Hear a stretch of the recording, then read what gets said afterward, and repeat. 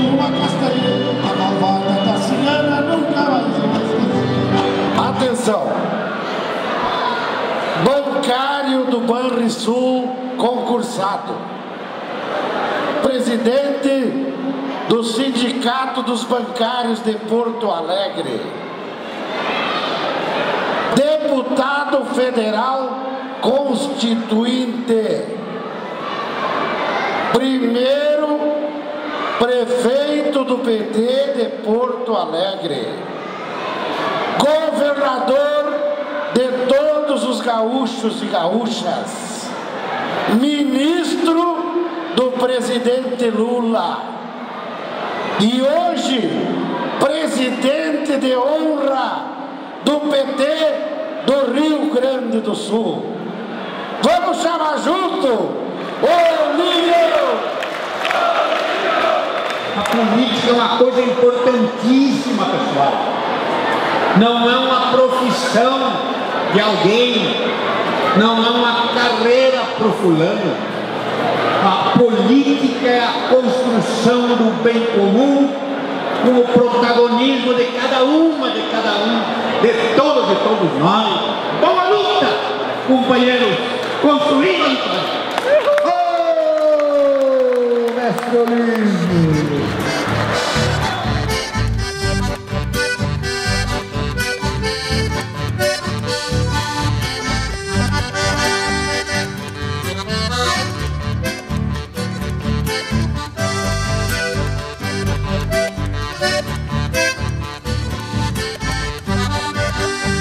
Quem tem a cruz missioneira plantada dentro do peito. Eu sou filho de pessoas sem terra, lá do interior. Eu nasci na Bossoroca, que hoje é um município autônomo já há mais de 50 anos, não é? Mas me criei em São Luís Gonzaga.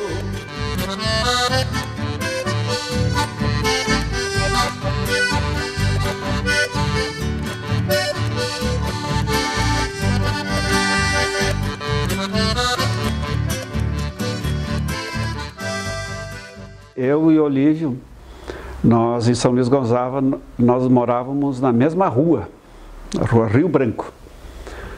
Só que ele até hoje brinca comigo, né? Eu morava no subúrbio da cidade, porque eu morava a 5 quadras da praça. E ele se sentia meio inferiorizado, porque ele se sentia que ele morava no Arrabalde. Porque então era na mesma rua, mas porém a casa deles, do seu Cassiano, da Dona Amélia, era mais afastada da cidade, então quase que na zona rural mesmo.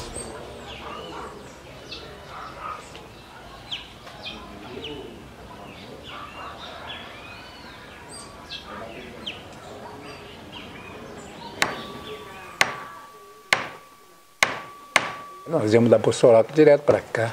Mas era um terreninho, era um arrabalde, tinha um rancho aqui, né? Eu criei aqui. Ele nasceu às 9 horas da noite de uma quarta-feira.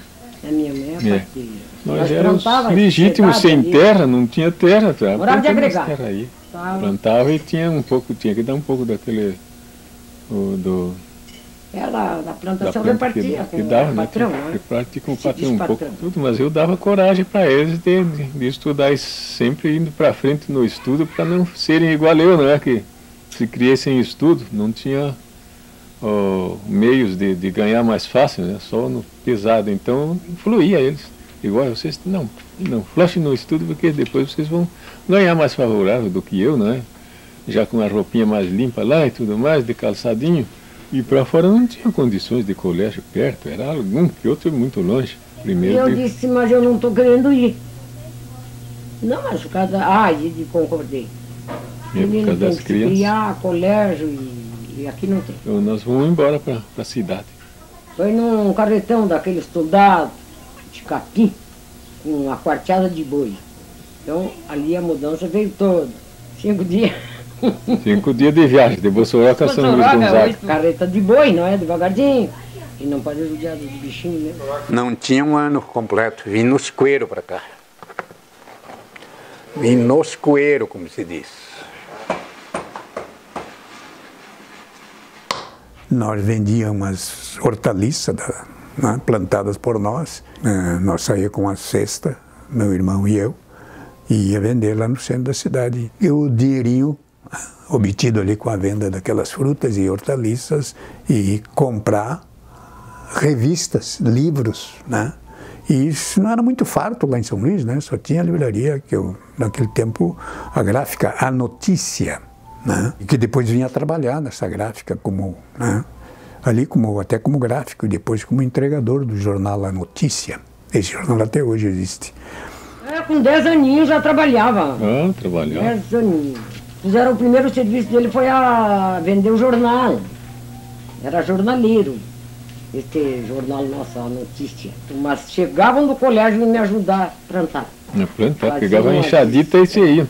O que eles ganhavam era para comprar um livro. Não, o servicinho deles era só para eles comprar os livros. Livro. Não importava com o chinelo que estava velho, era o livro. Roupa, calçado, eu dava um jeito, né? Mas agora os livros, o que eles ganhavam era para comprar o livro sem falta. Às vezes eu ficava até meia-noite, sempre eles estudando, lendo as coisas que eu achava que era interessante para mim ler. E eles gostavam de ler. Prestação do serviço militar. Fiquei 9 meses, fiquei o tempo, né? Saí cabo. Aqui. Tem que ficar bem aqui. Ficou bem. Os meus amigos eu tenho colocado eles aqui. Aqui o mestre Pila, ó. Pila Valles, Dona Eva, Sofer, os amigos. Meu amigo e meu guri de infância nosso da região aqui, Arnoldo Walter Doberstein. Esse foi o casamento. Eu tenho 2 fotos do casamento aqui. Cada foto tem uma história, né, tia? Tem uma história. Deixa eu ver aqui. A foto das crianças estão tudo aqui. Não, ó, eu sou aquele ali, ó, do meio, Samuel. Aquele é meu irmão mais velho, ó. E aqui as minhas 2 irmãs, ó. Aqui meus avós paternos, ó.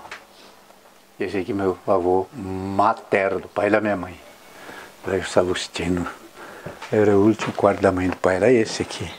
Esse armário aqui foi o pai que fez, ó. Roupeiro que o pai fez, ó, pro casal. Esse é um roupeiro, obra do meu pai. Festinha caipira, mas eu não me vesti de caipira. Tá, festinha de caipira, mano.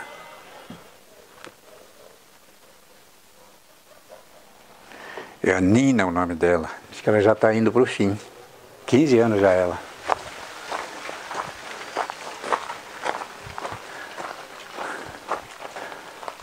Eles Oliveira Dutra, né? Porque a minha mãe era Oliveira e meu pai Dutra. A gente comemorar o aniversário dos velhos, não a morte. Então aqui a primeira placa é do meu pai, comemorando os 100 anos de nascimento dele. Quando se comemorando os 100 anos da mãe, aí vai ter uma placa ali.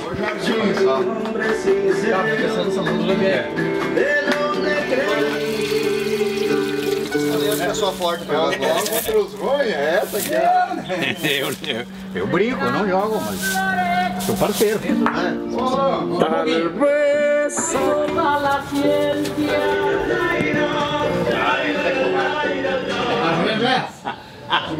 Ali, ó. E tem caminho, ó.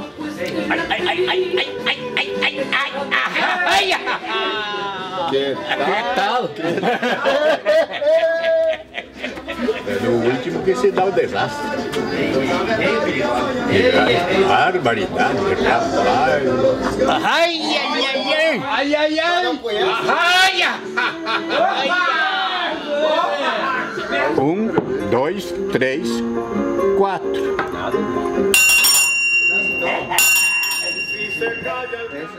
E a minha função no banco era contínuo. Eu entrei como contínuo no Banco do Estado do Rio Grande. Então eu fazia o trabalho de rua e o trabalho interno no banco, mas o principal era o trabalho de rua. Então eu conhecia, como não podia deixar de ser todo mundo, né? E eu já estava numa luta para na campanha nacional de educandários gratuitos. Aliás, foi por conta dessa militância na campanha nacional de educandários gratuitos que tive um choque com o poder local da cidade. Isso já tinha se dado o golpe de 64 e quando a ditadura chegou, ela não queria saber mais do movimento e nem de eleição da diretoria de uma escola, né? Então aí eu escrevi contra essa arbitrariedade, né? Ou me demitia do banco, eles não puderam me demitir, não tinha justa causa, não tinha nada contra o banco, né? Mas o prefeito chegou aí no banco, me tirar do trabalho para me desaforar por conta do que eu tinha escrito, né? E de arma na mão, inclusive me levando para o lado do quartel, onde eram levados os caras que eram para ser submetidos aos IPM, essas coisas, né? Mexeram com os pauzinhos e eu fui transferido abruptamente, né? Já casado aí, né? Já casado. Com o Espartaco, meu primeiro filho com 1 aninho de idade, e a Judite grávida da Laura. Ele nunca tinha saído, mas talvez fosse melhor para ele. Mas fiquei muito aborrecido, sentido dele ter ido, assim, por causa do menino. E eu me dava muito com a Judite é uma pessoa muito boa. Eu dava muito, e até o dia que ele saiu, eu quase morri de sentimento, era um dia que choveu.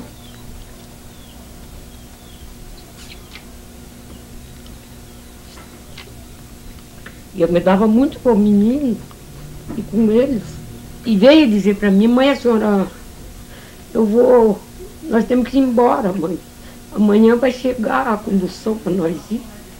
Eu disse, meu filho, eu não posso dizer mais nada para vocês, porque foi mais por causa daquela história com o João Loureiro ali, que ele foi para lá.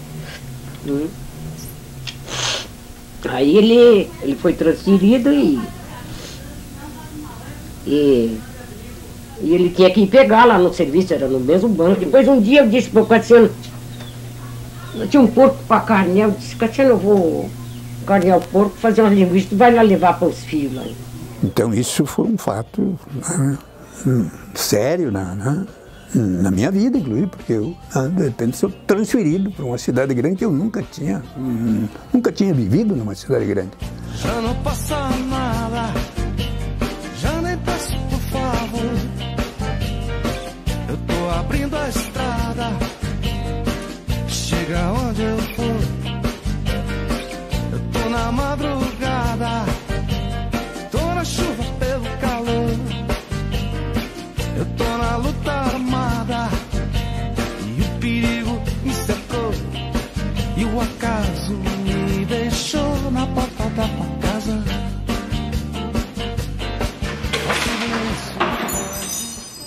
Eu fui o primeiro morador a ocupar esse apartamento, né?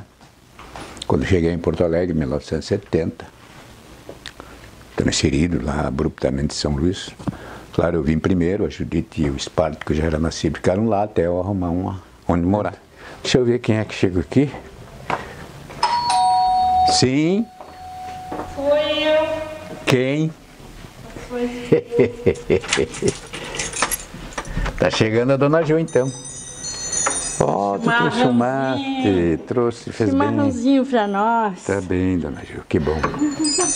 Nós estamos morando aqui né? Agora já são 47 anos, né? 47. Fez em maio, né? Em maio, nós viemos para cá em maio de 70, então 47 anos. O Espartaco e a Laura, né, têm as suas casas, né, e a sua vida, mas foram criados aqui. A Judite, com a idade, ela já tinha dificuldade de subir esses 3 lances de escada, que nós sabíamos de cor quantos degraus tem cada lance.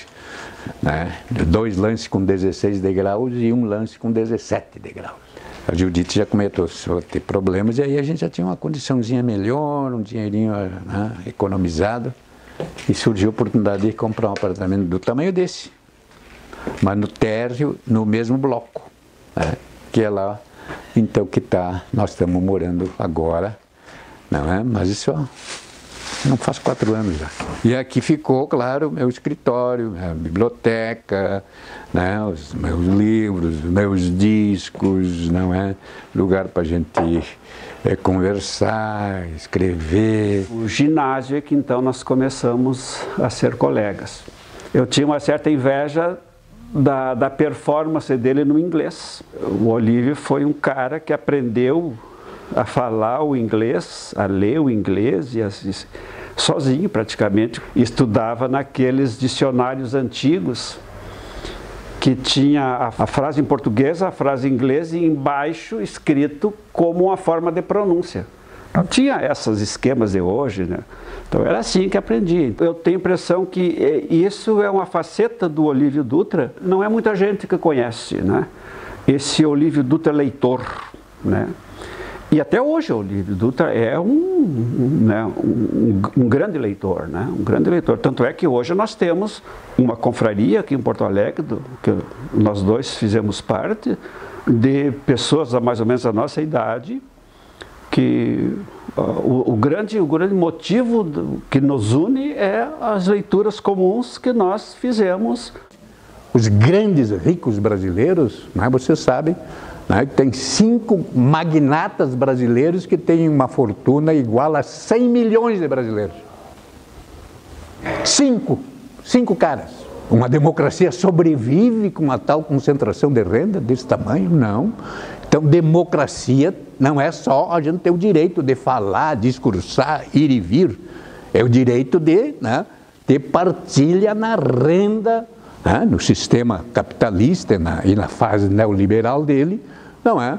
Os lucros, as rendas, os juros, os dividendos sobre o que nós produzimos são apropriados e acumulados por essa meia dúzia de gente.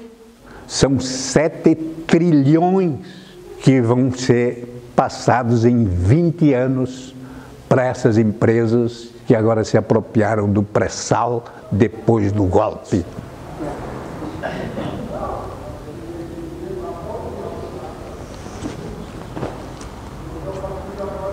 Imagina, já seria uma enormidade de dinheiro que nós teríamos por mês para investir.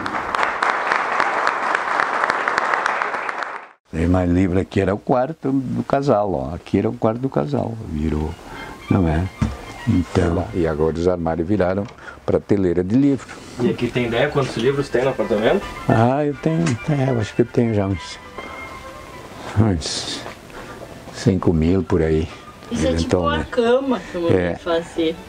Se chegasse uma visita, tinha claro, tem coisa aqui embaixo. Agora já está enchendo de livro. Ninguém exerce uma liderança do tamanho que o Olívio exerce apenas e tão somente pelo carisma, né? E além do carisma, tu tem que ter substrato, não é, de cultura, não é?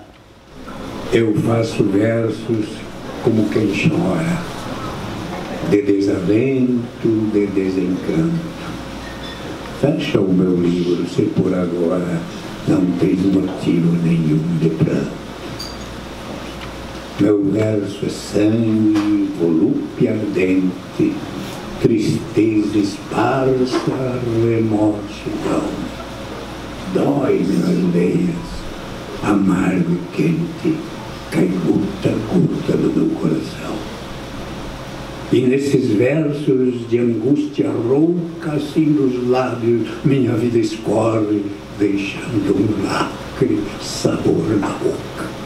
Eu faço versos como quem morre.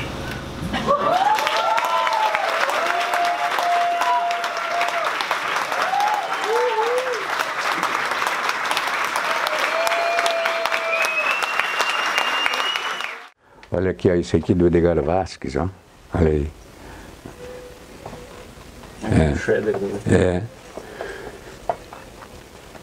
Esse aqui tá muito bom. Esse aí é uma mistura de Astérix com Don Quixote, né? Esse aqui parece um dançador de tango, parece um cantor de tango ali. Esse aqui também tá, ó. Olha só.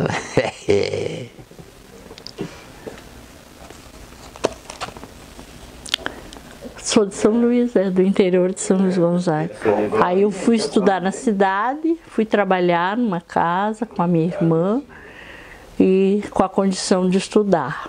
Daí eu fui estudar, fui para o ginásio, depois tirei 2º grau no colégio das irmãs salesianas.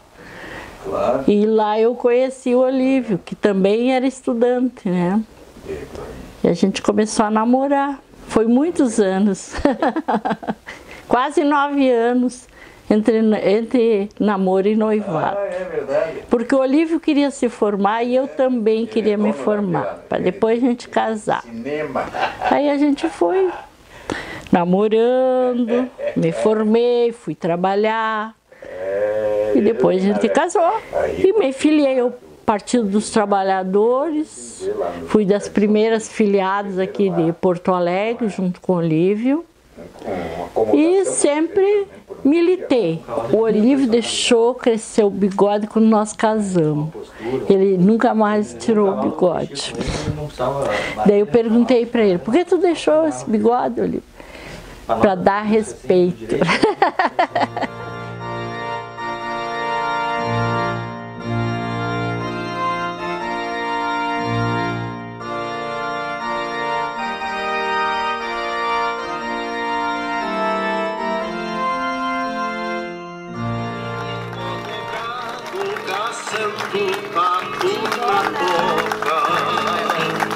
Derrubando sabia choca, sangue de boi e cantarinho, que cruzassem meu caminho de São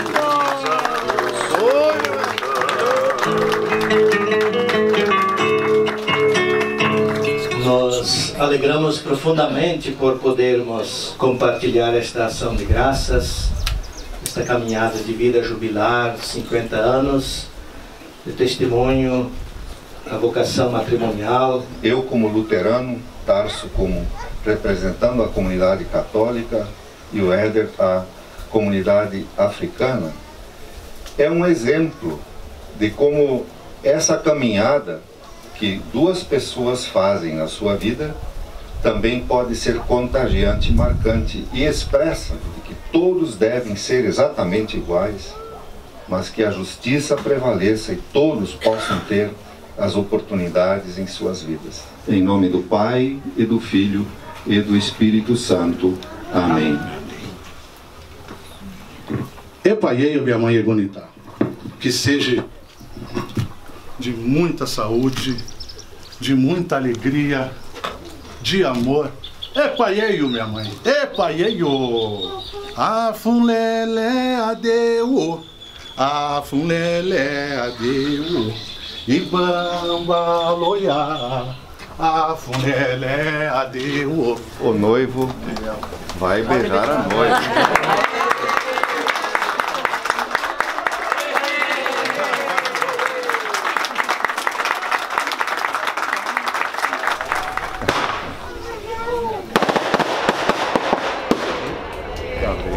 Que o Pai Oxalá e os orixás protejam vocês sempre. Muito axé, gente, pra vocês. Amo vocês.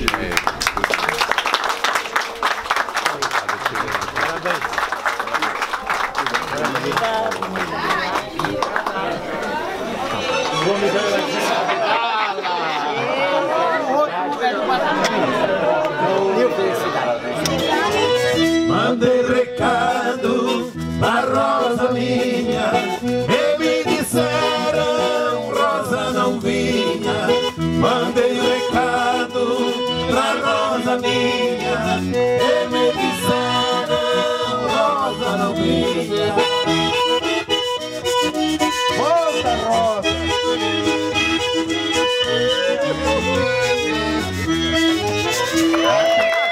Viva o Lívio Dutra e a Dona Judite!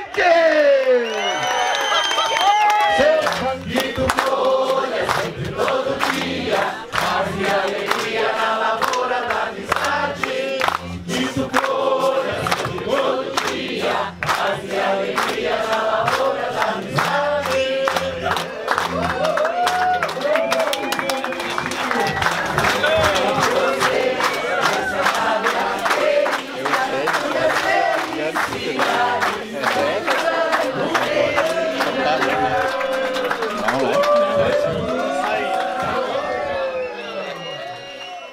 Era proibido o funcionário público ter sindicato, né? E essa luta trazia para a rua também os professores, os funcionários. O Olívio era era uma liderança sindical muito importante no Rio Grande do Sul, ele era presidente dos sindicatos bancários.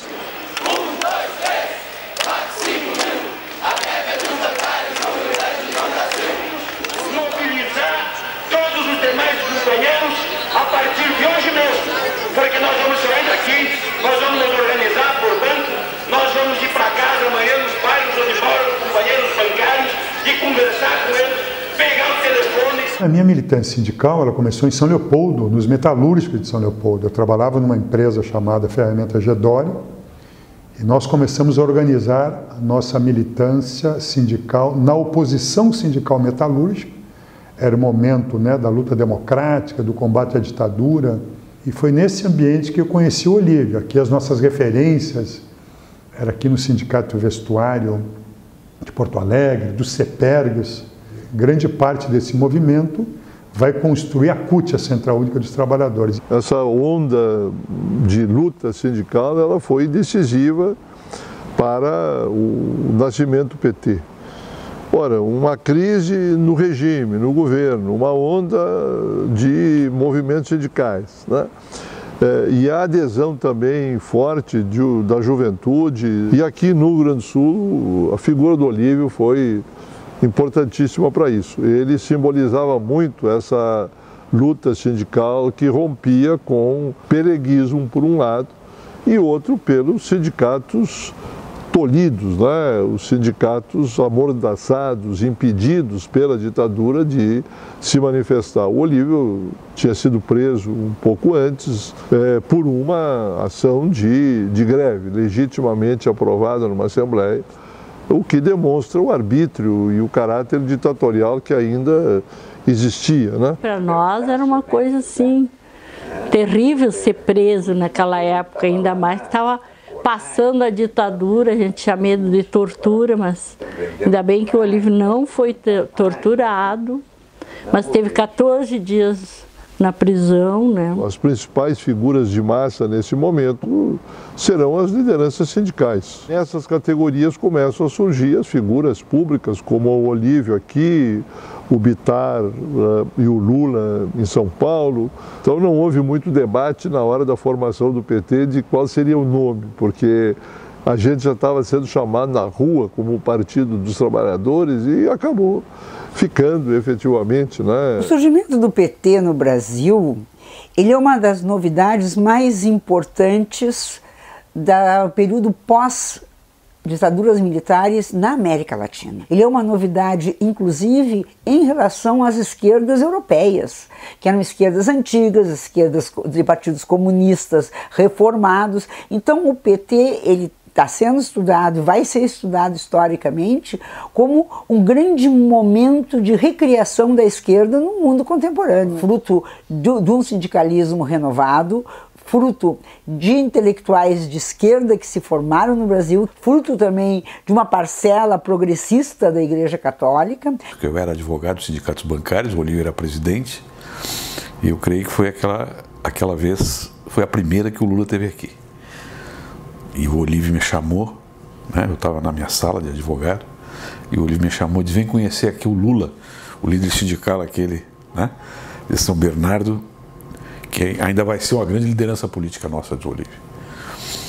E eu fui lá e conheci o Lula através dessa relação. Então essa cumplicidade, né, política, cumplicidade de ideias, de propósitos do Lula e do Olívio, lançou Porto Alegre no centro da construção do PT, já que o Olívio foi um dos grandes quadros dessa construção.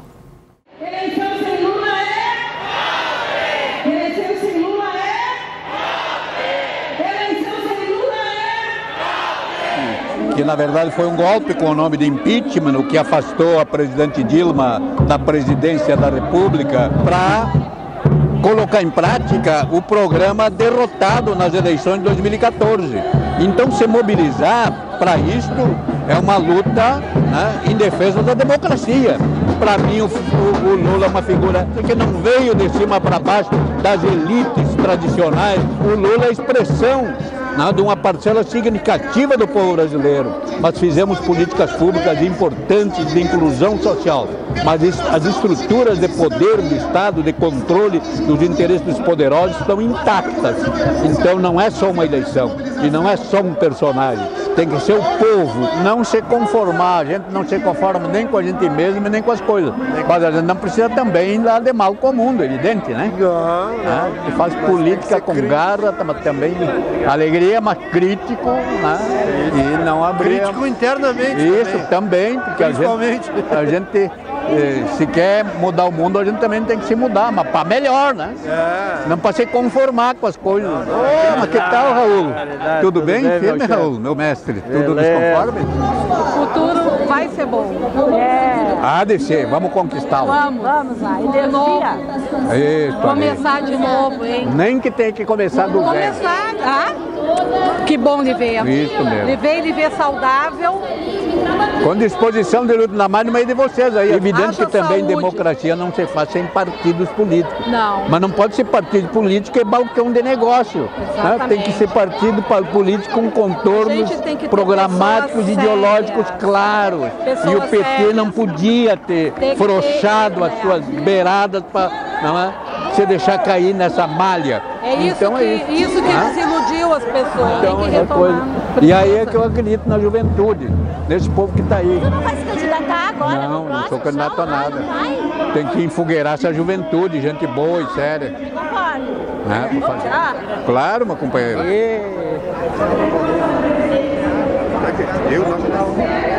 Nós dois? Tudo de bom, velho. Muito obrigado, viu? Tudo de bom.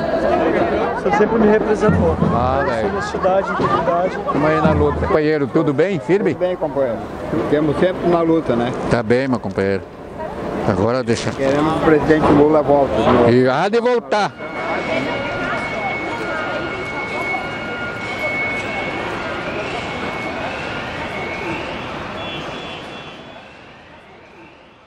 Em 88, nós nos jogamos numa campanha diferente de mobilização, de ir para a rua, de caminhadas, passeatas, com muita música, com muita energia, muita alegria. Bolívio é do povo, Bolívio é do povo, ele tem a coragem de mudar.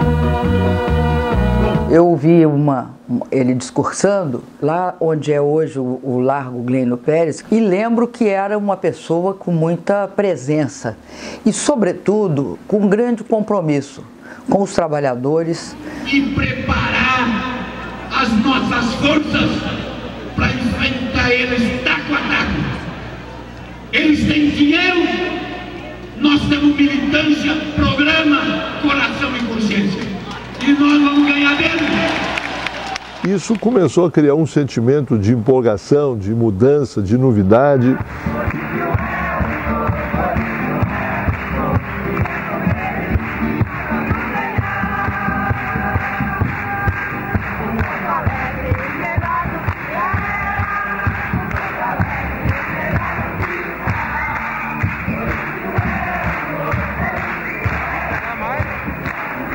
E as candidaturas dos partidos tradicionais não empolgavam. Então, a vitória do Olívio já teve uma marca importante por isso.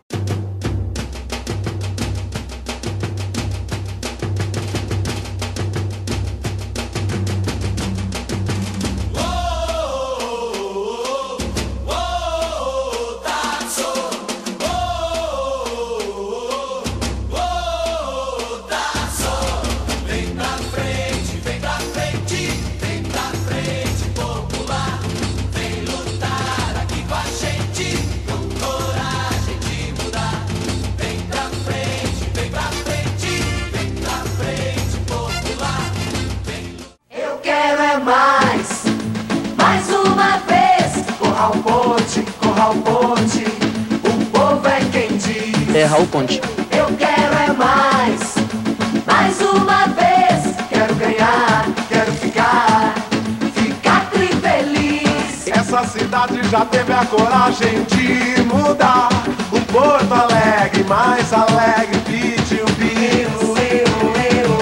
Uma cidade onde manda a vontade popular, pra mudança continuar. inverter prioridades, tirar o dinheiro público, a prefeitura, dos bairros ricos que já tinham infraestrutura e ter a coragem de inverter prioridade e apostar na necessidade do município socializar o dinheiro público. Os nossos governos foram governos que incidiram de maneira medular nas necessidades maiores, as carências da população de baixa renda em Porto Alegre.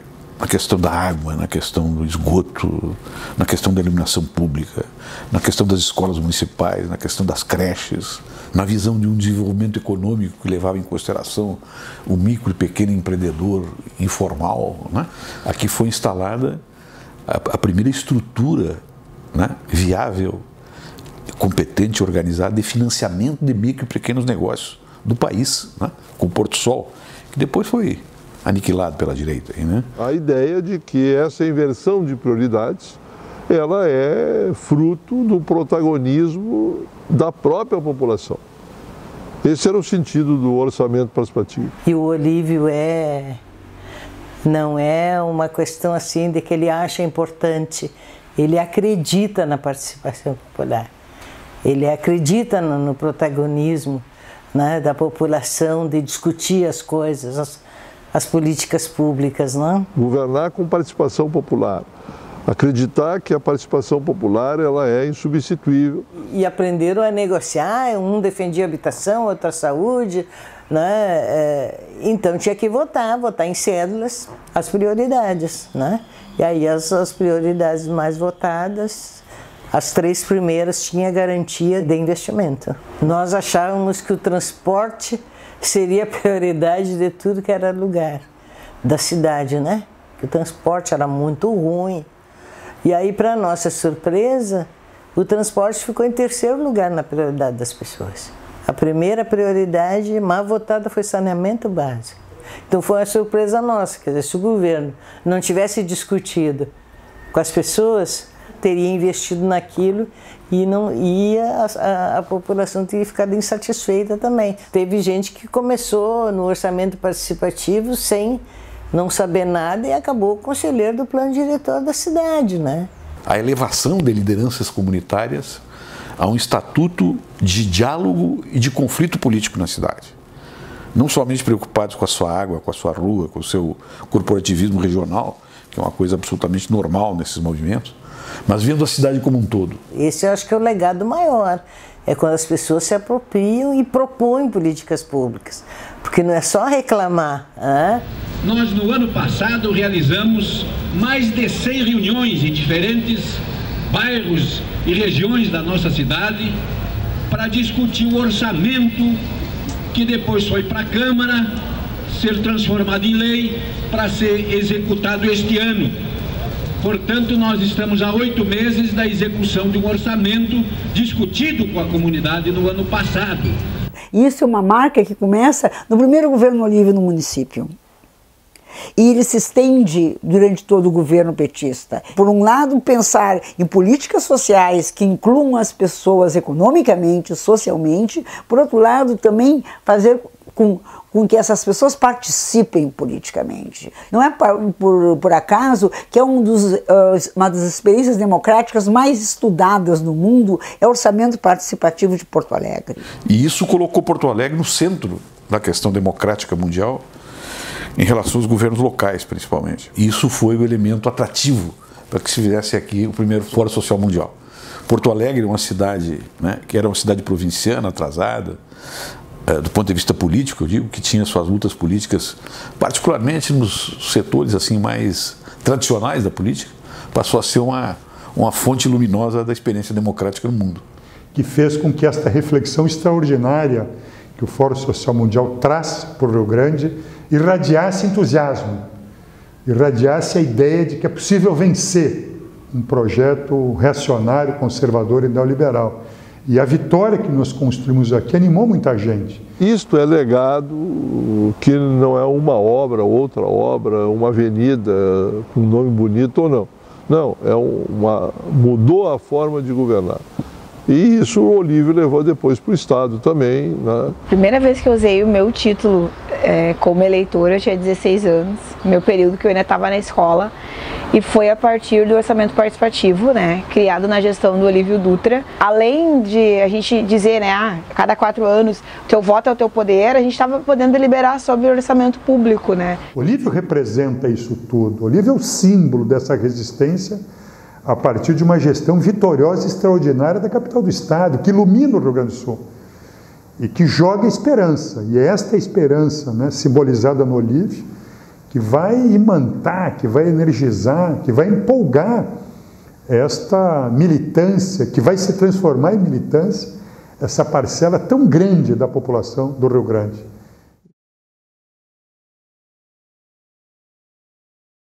Estamos no ano de 1998, depois de Cristo. Toda Pindorama foi ocupada pelos tucanos. Toda? Não. Uma aldeia povoada por irredutíveis gaucheses. Pega a bandeira, vem pra rua, vem participar, vem construir um novo governo popular. Eu quero ver neste Rio Grande nossa estrela brilhar. Um governo de verdade pro Rio Grande melhorar.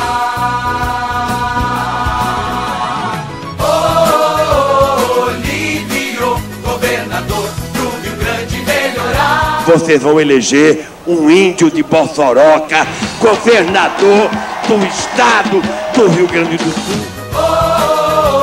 Olívio é um governo da Frente Popular.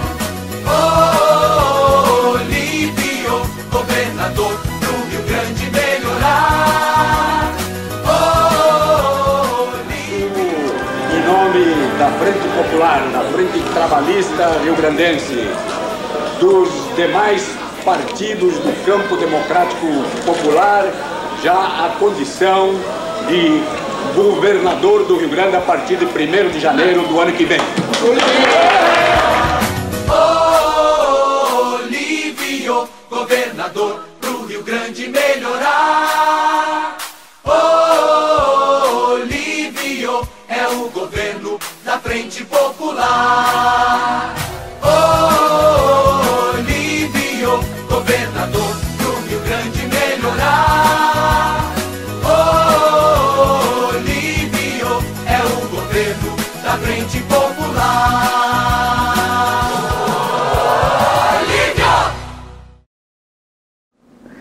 E na sequência, né, em todo o desenvolvimento, eu tive um orgulho imenso de ser convidada por ele a ser secretária de Estado de Energia, Minas e Comunicação.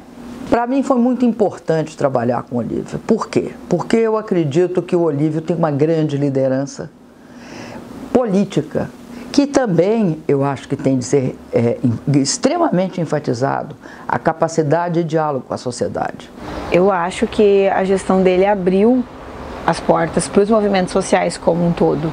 Todos os movimentos sociais, diálogo com as mulheres, diálogos com a população indígena. A questão dos direitos humanos, a defesa do meio ambiente, as questões de gênero e de etnia. Em relação ao movimento negro, da mesma forma, quando o gestor, mais do que debate sobre isso, mas quando ele traz isso para a sua prática política, para a sua cultura política do dia a dia, e o Olívio fez isso muito bem.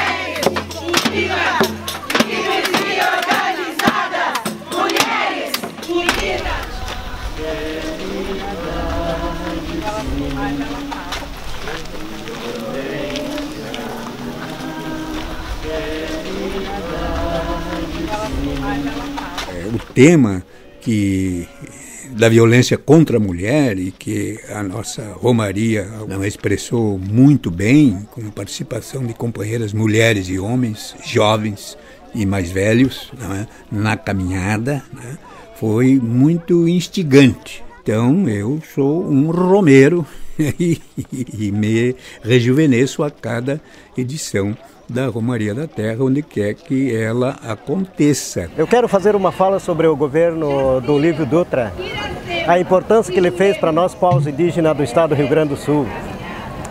Ele não foi um homem de qualquer maneira para descriminalizar os povos indígenas, mas ele foi um parceiro e companheiro.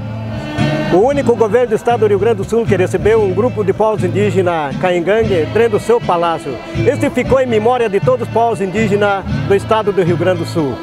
E também tantos projetos que ele tem montado para os povos indígenas, ajudando, buscando, resgatando a cultura dos povos indígenas do estado do Rio Grande do Sul. Obrigado, Olívio Dutra. Continua, somos parceiros e companheiros de luta. E as nações Guarani e Caicangue são a base, a cepa, a origem do nosso povo. Com muita honra, os recebemos na sede do governo. Eu era acampada naquela época e, na verdade, tanto o meu assentamento, que é o assentamento Conquista da Luta em Piratini, assim como vários outros assentamentos do estado, só saiu em função da importância que o Olívio Dutra deu para a aquisição de terras, né, junto ao INCRA, em parceria com o INCRA, para fazer novos assentamentos, né, tentando dar um início, né, de fato, de um programa de reforma agrária dentro do estado. Os 25 representantes do acampamento de Viamão foram recebidos pelo governador Olívio Dutra e pela primeira-dama Judite Dutra. Aproveitando a visita, os sem terra fizeram um mutirão para limpar os jardins do Palácio Piratini. Ao meio-dia, os trabalhadores participaram de um almoço no Galpão Crioulo. Daqui para frente, o que vocês esperam do novo governo? A gente espera que o governo continue com essa abertura de conversa com o Movimento Sem Terra e que a gente consiga resolver de uma vez por todas o problema das famílias acampadas. O governo Olívio Dutra foi o que mais fez assentamentos em toda a história do Rio Grande do Sul e eu acredito, num olhar a nível de Brasil, em todos os estados, nunca teve um período de gestão de governo que gerou tantos assentamentos. Então, não foi simplesmente adquirir terras, fazer assentamentos de qualquer forma, né? Aqueles assentamentos sem viabilidade, sem cuidado com as pessoas, sem um pensamento de fato de desenvolvimento, né? Ele foi uma iniciativa de fazer assentamentos pensando estrategicamente o início de uma produção, valorizando a agroecologia. É o nosso governo, com o Olívio, que cria a Secretaria do Meio Ambiente no Rio Grande do Sul, né? E dá um sentido forte a esta agenda.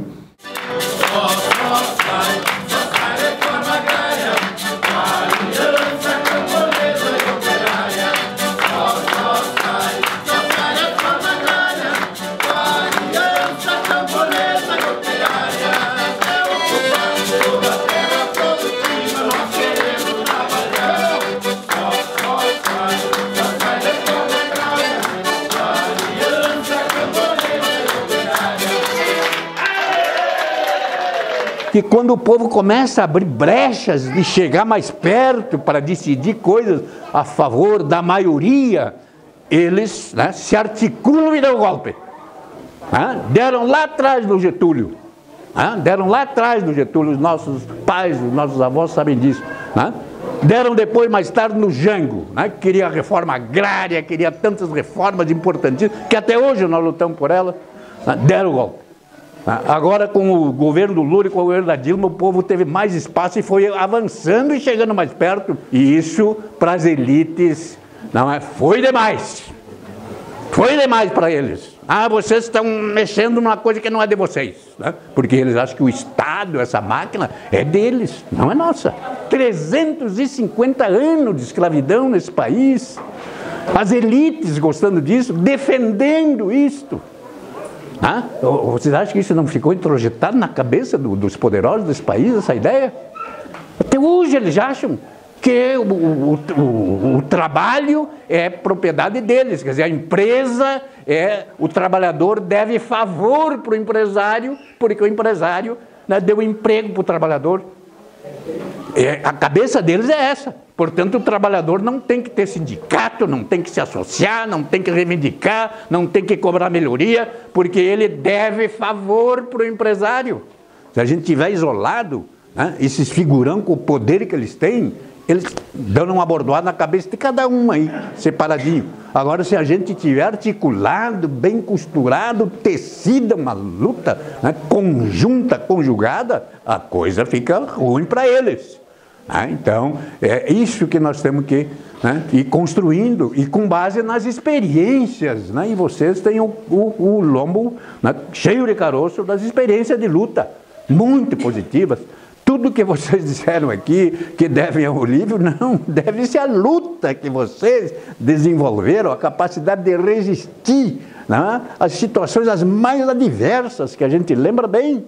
E tinha a violência ainda, do tempo ainda da ditadura, né, se abatendo contra aqueles que se mobilizavam para, né, conquistar a terra, e vocês resistiram, né, e se organizaram, e se fortaleceram, né, e se articularam. Não é individual. Este que vos fala foi, é e quer continuar sendo um militante, né, dessa luta, porque nós temos muito ainda que, né, conquistar. Clarice, companheira mais velha. Como é que vai, dona Clarice? Tudo bem? Tudo. Deixa eu pegar bem a sua mão aqui assim. Tudo bom? Tudo, e o senhor? Tudo de bom, tudo eu bem. só não estou tão bem porque estou renga, né? Eu disse, mas por eu andar de muleta, não vou deixar de É ir. aquela coisa, a gente chega numa idade que tem que ter três pernas. Teremos! Vivos no assentamento! Era!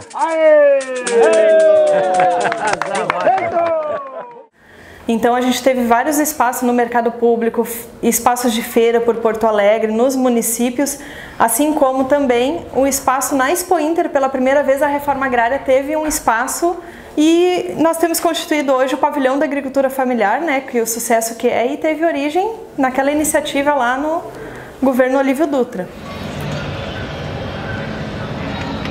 E boa luta. Boa luta. Oi? Eu quero tirar uma foto. Tiramos. Diz o teu nome pra ele. Olívia. Olívia! Ah, minha xará! Uma honra, Olívia. Já tivemos tempos bons. É verdade. Temos que continuar peleando para não perder o que já conquistamos e ampliar as conquistas e não, né, não se decepar em direito. E ali tem outra banca. Que tal? Como é que vai, companheiro? Muito feliz poder rever o senhor de novo aqui. Mas igualmente. Cada ano que o senhor está aqui, ter a felicidade de encontrar com o senhor. Eu fico muito contente. Um grande abraço, nós estamos lhe mandando da cidade de Rio Grande. Como é que estão pro ano que vem, vamos? Não sou candidato a nada. Nem eu. Mas vou estar na peleia e quero estar contigo nisso aí, ser candidato a nada, estar lutando pelas coisas certas. Inclusive, essa alimentação foi a primeira experiência do governo do estado comprar alimentação diretamente da agricultura familiar, dos assentamentos de reforma agrária, e fornecer ela não só para os acampamentos, mas também para algumas escolas, hospitais, e daí que se gerou todo hoje, que é um programa federal de aquisição de alimentos da agricultura familiar, né, para as instituições, da merenda escolar, do Luz para Todos, né, o Minha Casa Minha Vida, o próprio Bolsa Família, são todos programas importantíssimos que gerou o desenvolvimento do país, mas na verdade teve como laboratório essas iniciativas aqui no estado, a partir do governo Olívio. Sem sombra de dúvida, foi um governo que antecipou várias coisas que iam acontecer depois, principalmente durante o governo do presidente Lula e no meu. Da questão da Ford, foi a oportunidade vista pelos setores conservadores do Estado e pela mídia de colocar o Olívio contra a parede. É que a Ford veio para não ficar. A Ford veio para ficar na Bahia. Não podemos esquecer que tinha a CM na Bahia. Antônio Carlos Magalhães não era pouca coisa. Então a Ford veio impondo uma proposta não razoável para o Rio Grande do Sul, porque a intenção inicial era que o Rio Grande do Sul não aceitasse a Ford. Então era um projeto de desestruturação do governo Olívio. Evidentemente que tinha toda a mídia gaúcha fortemente contra o Olívio, que achou a oportunidade de ouro para colocar o Olívio contra a parede. Então, na época, havia coisas muito engraçadas, que o Olívio tinha dado um chá de cadeira nos representantes da Ford. Bom, o Olívio era governador do estado, representante da Ford, que esperasse sentado, mas isso que se criava assim como se fosse um grande problema. Até a parte de isenção de impostos, né, que a Ford queria botar a goela abaixo. E evidentemente que depois ela vai cair nas mãos de um conservador um membro da ditadura, um homem na época era do PFL, agora nem sei mais como é que se chama esse partido, ele troca tanto de nome, eu acho que é Democratas. Ele era um grande líder da direita no Brasil e tinha vindo da ditadura, e ele recebe de mãos abertas a Ford na Bahia. Então eu acho que a história da Ford tem que ser recontada, a história da Ford tem que ser estudada. E na verdade o que a mídia fez, ela contou só uma versão, ela mostrou só uma verdade para a população gaúcha. Tanto é que muitas pessoas por muito tempo ficaram acreditando que o Olívio tinha tomado a decisão errada. A gente vê hoje a Ford tendo que indenizar o estado do Rio Grande do Sul e por defender de fato a sociedade gaúcha dos interesses do mercado, em virtude do posicionamento do Olívio, que fez justamente o que eu acho que os gestores públicos deveriam fazer, que é defender a sociedade gaúcha, que é defender o patrimônio. Eu quero militar no partido e quero que o PT também saiba tirar lições, não é, dos erros cometidos por figuras. Essas figuras não são o partido, elas são parte do partido. O partido é um projeto coletivo, solidário, tem que retomar o seu verdadeiro rumo. Me animo e reanimo no contato direto com a população e com a base do nosso partido. Mas que bom viver com saúde, viver bem assim. Como eu sempre digo, a gente está pelegueando bem a natureza. Isso. Vamos ficar mais aqui, vamos esperar o... A gente vai. A gente vai, mas vamos. Não, mas não vamos. Segurar aqui, não temos pressa de sair desta para outra, porque a gente tem que se aperfeiçoar, não é? Com certeza. Corrigir-se tudo para depois chegar. Bom dia. Sempre tem que ter um sistema de transporte coletivo que possa atender o melhor possível a população, né? Interligue bem os bairros entre si, os bairros e o centro com os bairros. E eu vivo isso no cotidiano desde que vim aqui para Porto Alegre. E não só da casa para o serviço e vice-versa, mas também ir se visitar, ir para os parques. E eu acho que o Olívio ele traz essa característica assim, não de semideus, que às vezes a gente olha para um político e parece que é um pouco isso, né? Mas de cidadão comum. Ele se colocou muito nesse papel. E eu acho que enquanto gestor ele também conseguiu traduzir isso nas políticas públicas que se começou a pensar a partir do Ministério das Cidades, seja de mobilidade urbana, né, seja a própria questão de transporte público em si. E eu também gosto de andar de bicicleta, né? Bicicleta é um sistema de transporte. Todos os domingos, estando em Porto Alegre e não estando caindo raio, pode estar chovendo, mas uma chuvinha leve, eu saio a partir das 8 horas e faço esse roteiro com muito gosto. O ciclismo é um esporte, mas eu não faço por esporte, eu faço por gosto, para me equilibrar nas duas rodas. Também não é para me refrescar com a brisa, também para me movimentar, é saudável, né? E também para não só enxergar, mas ver as coisas na cidade, porque é muito interessante que às vezes de uma semana para outra tu passa num lugar e não tinha percebido que ali tinha alguma coisa interessante. Nunca tive carteira de motorista, não sei dirigir veículos de explosão. Então está faltando também aí para enfrentar isto a mais investimentos no transporte coletivo público, né? Essa é uma questão também séria para a humanização da cidade.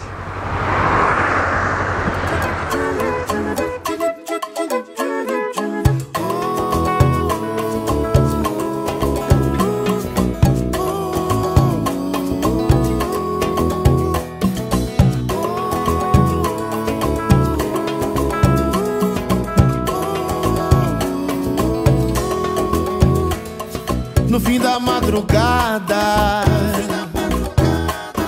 a luz do amanhecer revela o verde azul do mar e a saudade do meu bem querer.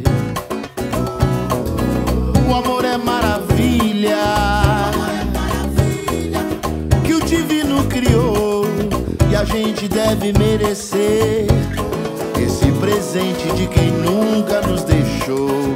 Oh, oh, não demore, volte logo para mim, pra iluminar esse querer que não tem fim.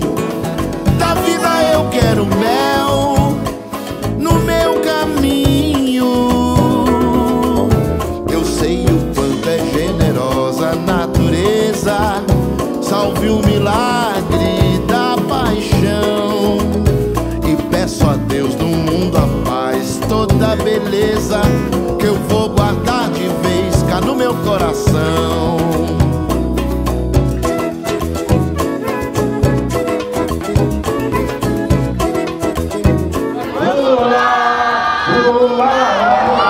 Guerreiro do povo brasileiro!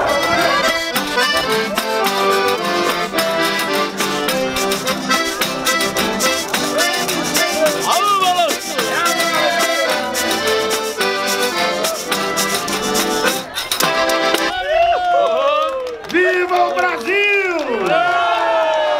Viva o Uruguay! Vete, amigo, el pueblo está contigo. El vivir permanentemente en choque le conviene a ninguna sociedad. Y eso significa aprender a tolerarse y negociar todo lo necesario. Pero lo principal es que la gente pueda vivir con tranquilidad. Ese es el desafío que me parece que tenemos todos hoy en América. Porque está el Twitter, está el Facebook, cualquiera dice cualquier cosa. Y no creo que se pueda progresar con odio. Con odio se retrocede. Que nós queremos ser sujeito de uma política que o povo a constrói e que garante que o Estado, nas três dimensões, estejam sob o controle da maioria do povo e não dos grupos econômicos poderosos, ligados com o latifúndio, com a especulação imobiliária, com o setor financeiro, com os grandes grupos internacionais. Nos nossos governos, eles não perderam nada, eles ganharam e muito. O que incomoda eles é que o povo também ganhou, e numa proporção que eles não queriam que o povo ganhasse. Conheci o Rosseto militando no movimento sindical, e a partir daí nasceu uma relação de amizade muito forte, como nasceu a minha com Olívio Dutra, porque eu conheci o Galo Missioneiro em 1975, quando ele tinha sido eleito presidente do Sindicato dos Bancários.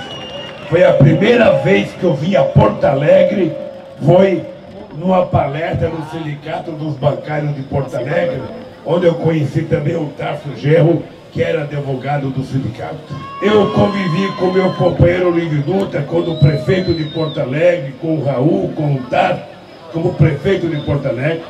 Eu convivi com o Olívio quando governador, por isso eu não tenho dúvida nenhuma que a história saberá julgar o mandato de governador do companheiro Olívio Dutra. Está aqui os nossos companheiros descendentes que estão a dura pena sobrevivendo nesse país que muitas vezes não quer reconhecer que os índios não pedem favor, eles pedem apenas reconhecimento. Esse país poderia ter sido muito mais evoluído se não fosse exterminado aqueles que já moravam no Brasil quando aqui chegaram os europeus, que eles eram o dono disso aqui e que foi tomado, quase que exterminado, mas estão sobrevivendo.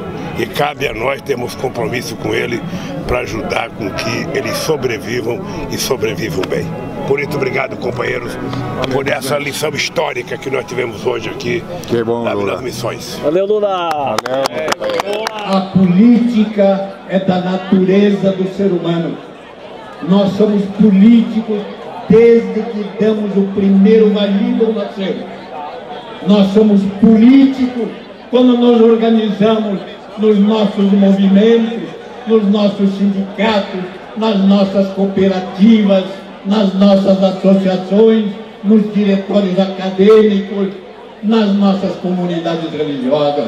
Tem pessoas que estão envenenadas pelo discurso fascista ou não fascista, de pouquíssimos.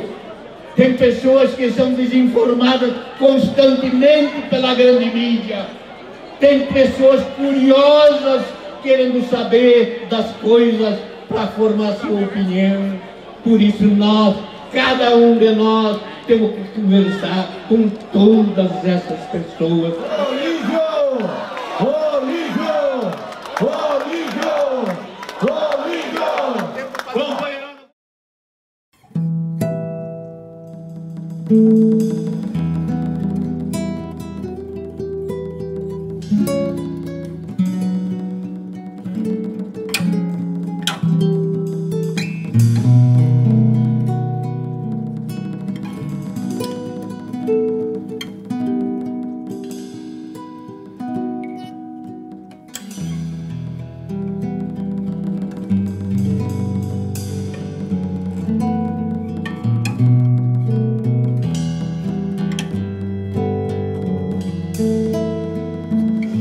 ¿Qué tal, compañero? ¿Cómo anda, hermano? ¿Anda bien? ¿Cómo estás? Hey, estoy vivo. Judite.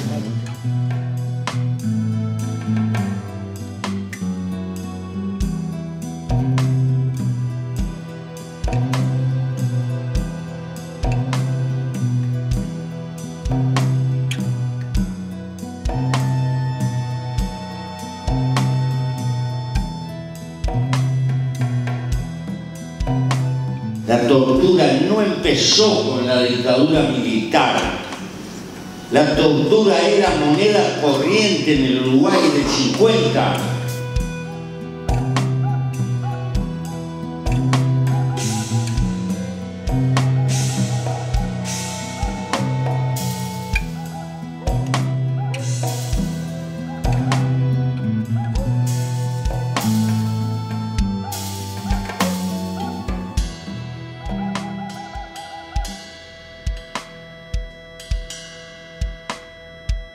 Compañero Pepe, acá estamos. Aquí estoy con la guardia. Qué buena. Buenos días, ¿qué tal? Buenos días. Judite. Buen día, pasa.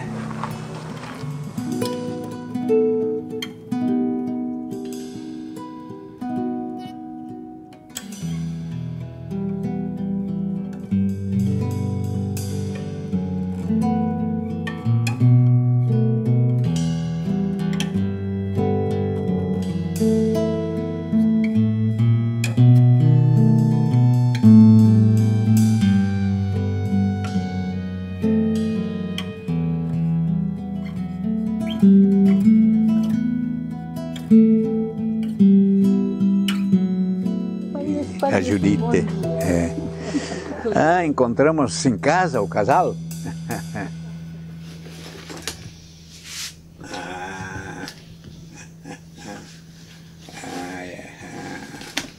A ver se conoces.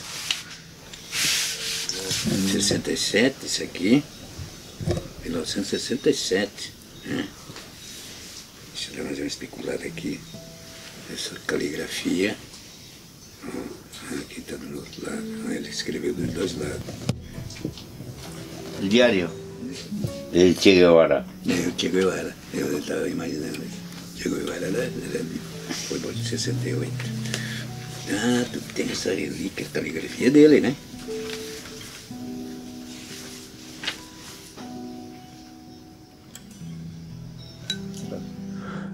O que semeamos mesmo, né? Eu acho que semeamos muita coisa importante, boa, na política de inclusão social. Mucha incertidumbre y desconformidad en las clases medias porque por una razón cultural aspiran a más. Porque el modelo es la cúspide de la sociedad. Y culturalmente estamos, mucha gente de la clase media está ganada por la idea que para ser feliz hay que, ¿no? Sí, sí. Y en realidad la economía está funcionando para concentrar en una plutocracia pequeña. Sí. Entonces las clases medias tienden tienden a estar congeladas y están desconformes. Sim. Mas a culpam abajo, claro, não para arriba. Sim, eles culpam abaixo. Os de baixo, ascendendo, tiram a possibilidade deles chegar mais acerca dos grandes. Nosotros, yo personalmente, mis compañeras, como estuvimos muchos años presos, estas cosas las tenemos muy claras. Entonces, siempre hemos cultivado la sencillez, la sobriedad en la forma de vivir, y tratamos de replicar en los nuevos compañeros una actitud de sobriedad, simplicidad. Sí, la palabra austeridad no la queremos usar más porque en Europa dejan sin trabajo y dicen austeridad. No, sobriedad mejor. Austeridad, No, sobriedad mejor. Sobriedad. Vivir con lo necesario. Sobriedad, simplicidad. No complicarse la vida porque es una manera de conservar libertad, además. La libertad es cuando tú gastas tiempo de tu vida en lo que a ti te gusta. Si no,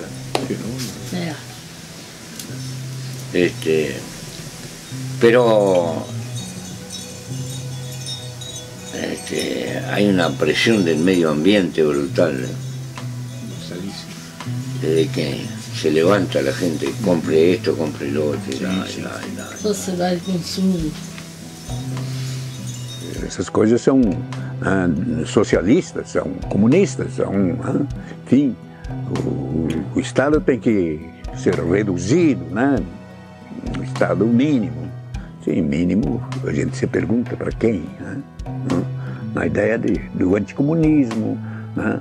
Da esquerda responsável pelo desastre, pelo desemprego, o PT quebrou o país, tudo isso é uma montagem que é repetida e jogada intensamente nas redes sociais, reforçada pela grande mídia, passa a ser uma verdade na cabeça das pessoas. O país se desenvolver economicamente, de forma economicamente viável, ambientalmente sustentável, né? E socialmente justo. E aí temos essa situação em que o companheiro Lula é uma figura reconhecida no Brasil inteiro pela maioria do povo, está preso sem justificativa concreta, né, dos crimes dos quais é acusado, e sem possibilidade de se defender, livre, fora da cadeia. Aquello de Goebbels, una mentira repetida 1000 veces, torna-se uma verdade, sim. O senhor se afastou do parlamento? Yo me jubilé, salí del parlamento. Saiu. Pero bueno, es probable que ahora tenga que volver a ir un tiempo, después me voy de vuelta, porque hay que procurar trabajar de que las viejas causas tengan hombres nuevos. Sí, exacto. Sí. Porque la lucha y la vida continúan. Y hay que ayudar a ese proceso. Entonces hay que colaborar para que vaya apareciendo gente nueva y ocupe espacio y siga. Porque la lucha no termina con nosotros. No termina.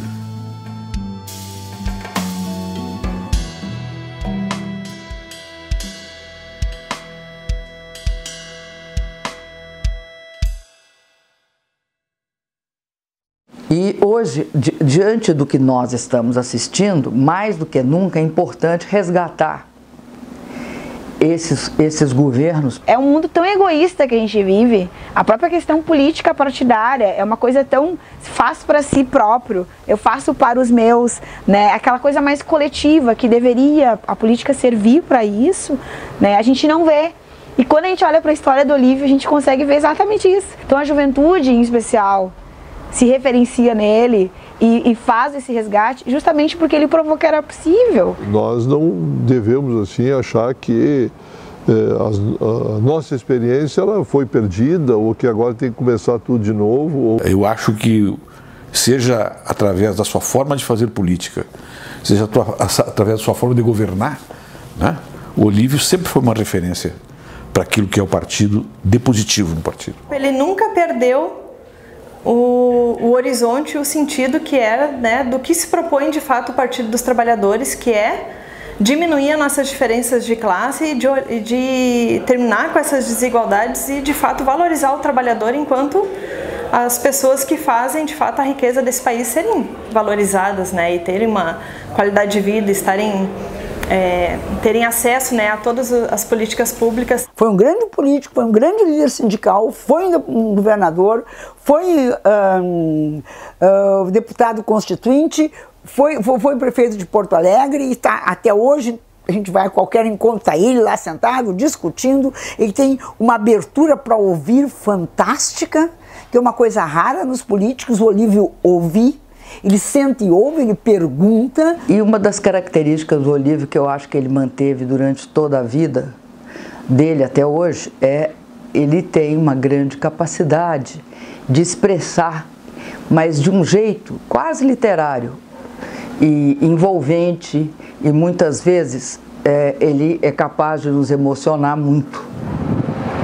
Não serei o poeta de um mundo caduco, nem cantarei o mundo futuro. Estou preso à vida e olho meus companheiros. Estão taciturnos, mas nutrem grandes esperanças. Entre eles considero enorme a realidade. O presente é tão grande, não nos afastemos. Não nos afastemos muito, vamos de mãos dadas. Não serei o cantor de uma mulher, de uma história, nem darei suspiros ao anoitecer a paisagem vista da janela. Não distribuirei entorpecentes, nem cartas de suicida. Não fugirei para as ilhas, nem serei raptado pelos serafins. O tempo é a minha matéria. O tempo presente. Os homens presentes. A vida presente.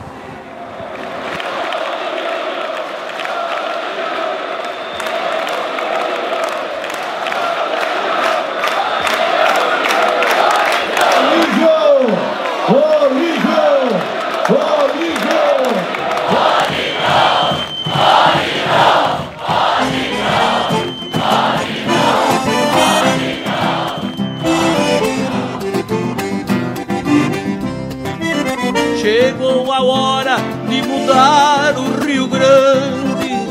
Vem pra luta retomar o que é teu.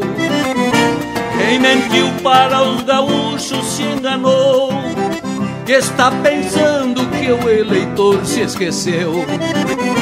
Gauchada, é hora da verdade. Vamos dar a resposta, é nossa vez. Trabalhadores do campo e da cidade, votem em Olívio que a gente iguala a vocês. Olívio Dutra é a cara do Rio Grande, é missioneiro, é galo que sabe brigar. Olívio Dutra é governo de verdade, neste gaúcho você pode confiar. Olívio Dutra é governo de verdade, nesse gaúcho você pode confiar.